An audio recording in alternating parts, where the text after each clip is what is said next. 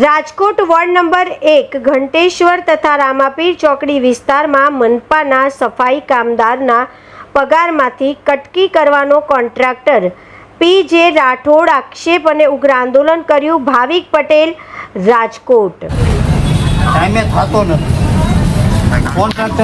કોન્ટ્રાક્ટરે 1 થી 10નું કીધું હતું, બરાબર. એની બદલે આજે 20 તારીખ થઈ ગઈ, પગાર હજી અડધાનો થયો છે અને અડધાનો પગાર થયો નથી, બરાબર. અને 8,000ની ઉપર પગાર છે તો અમને 6,000 જ આપે.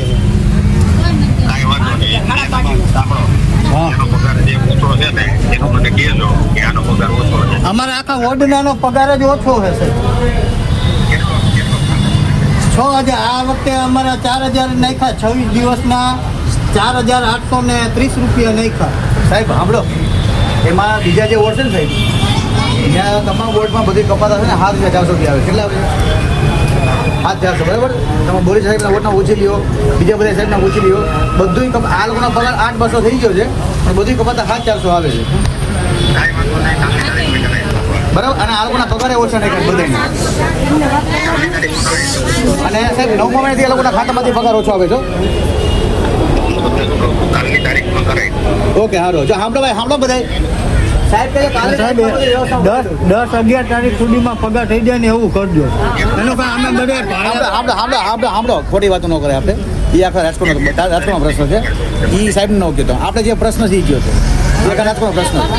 અને કામ કરી છતાંય રોજ કાપી નાખે.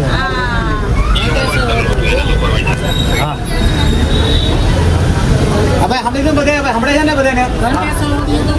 હા, તમારું ખંડેશન વાત કરે છે, બીજા ઓની વાત નથી કરતા માડી. હા સાહેબ, હાલ ભાઈએ વાત કરી લીધી છે, હવે સમજાઈ દઉં બધે. જય ભીમ, જય વાલ્મીકી, જય સંવિધાન. મારું નામ પારસ બેડિયા, હું રાજકોટ ગામના પ્રમુખ છું. મિત્રો, આજે રાજકોટ મહાનગરપાલિકામાં જે રાજકોટને સ્વચ્છ રાખે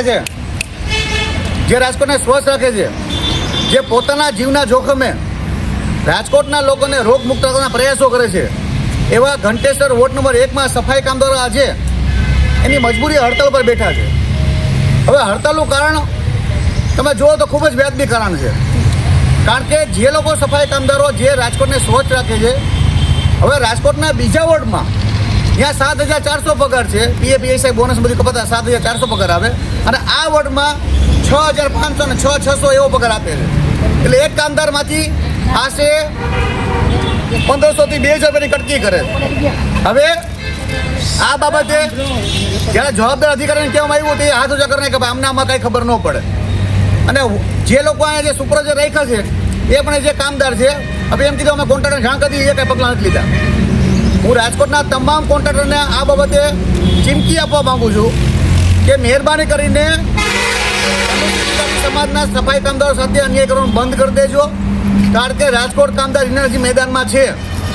જો આવનારા દિવસોમાં એ લોકોને લઘુત્તમ વેતન મુજબ પગાર, પીએફ, ઈએસઆઈ બોનસ એના મળતા લાભો આપવાના નહીં આવે તો આવનારા દિવસોમાં મોટી રેલી કાઢી, વિશાળ રેલી કાઢી આનો વિરોધ કરવામાં આવશે. જય ભીમ, જય વાલ્મીકી, જય સંવિધાન.